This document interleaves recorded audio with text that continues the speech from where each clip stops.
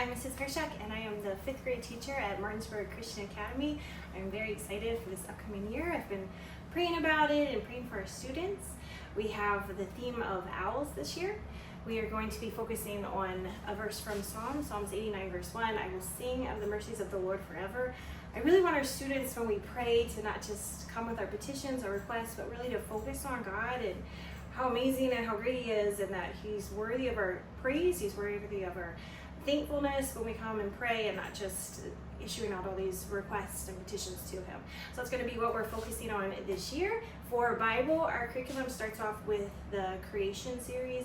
I'm talking about the salvation series. We also do the birth of Christ, the resurrection of Jesus. We have Thanksgiving special that we do, and then throughout the rest of the year we're just working on Moses leading the Israelites out of Egypt into the promised land. We have Joshua, the Judges, we have Samuel and Saul and David. It's a really exciting Bible lesson, and we go to Sight and Sound with the 5th and 6th grade, and we actually are going to get a chance to go see Joshua, so it goes and plays right along with our Bible lesson, which I'm really excited about. For the rest of the curriculum, we have a curriculum update, which is really exciting. It's been revamped to kind of focus a lot more on showing a biblical worldview throughout all our subjects. With math, we start off the first quarter reviewing our fractions, decimals, place values, 3-digit divisors. We go into our reading, focusing on our reading, oral reading, and then our comprehension.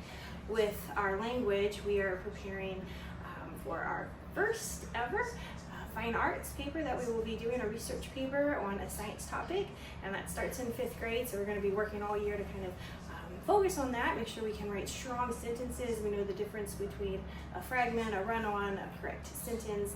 So we really are focusing on that. We have multiple book reports that we're going to be doing throughout the year, and each book report, the student has a chance to apply a biblical worldview.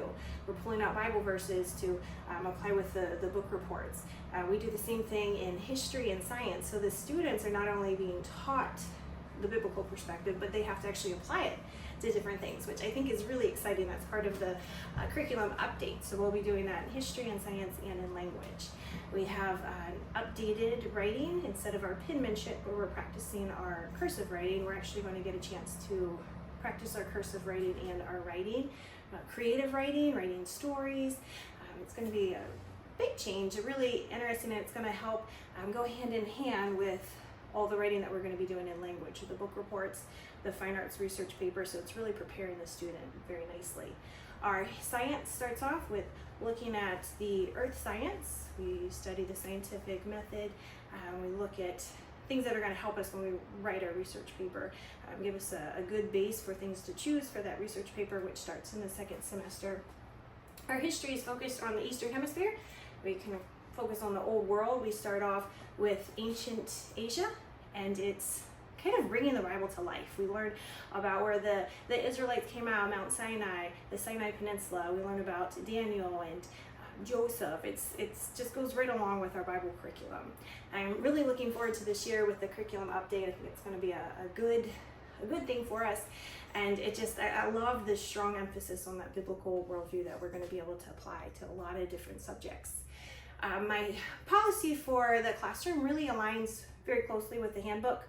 We don't have talking in the class. We don't get up out of our seats.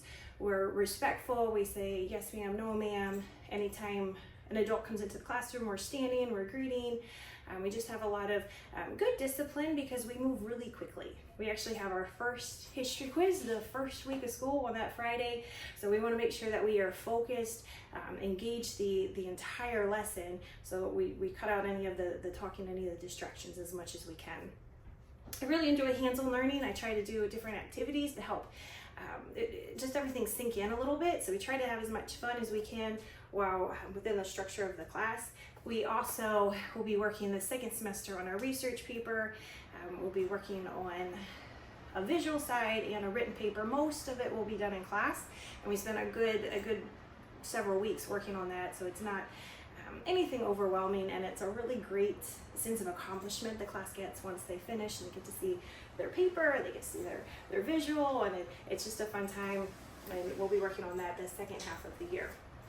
Homework policy, we do have homework in multiple subjects. My policy is homework must be turned in when the bell rings at 8 o'clock. We have a 10-minute window from when the bell rings and the students are allowed to come in at 7:50 to 8 o'clock. So during that time, the students are getting ready for the day, getting their pencils, turning in their homework, making sure that they're ready for when that bell rings right at 8 o'clock. We're ready to go. So any homework not turned in at 8 a.m., that's going to be a lunch detention. If it's not completed, it's going to be lunch detention. And if it's not set up correctly with the name, the amount of time it took, then that's going to be a lunch detention. The lunch detention is just eating your lunch and spending a little bit of time working on your homework in one of the classrooms, and then having a shortened amount of recess time once we get out. I'm looking forward to meeting everyone, seeing everyone at orientation night. If you have any questions, please let me know. I'm here for you. I have my policies and procedures typed out. I have my contact information typed out. I have all that I'm going to give to you at orientation, along with the homework policy. So you can reach me by text, you can reach me by email, you can reach me through Rediker. I normally send out my lesson plans through Rediker, so that'll be where most of my communication comes from. But I'm very excited for this classroom, and I can't wait to see everyone. Thank you.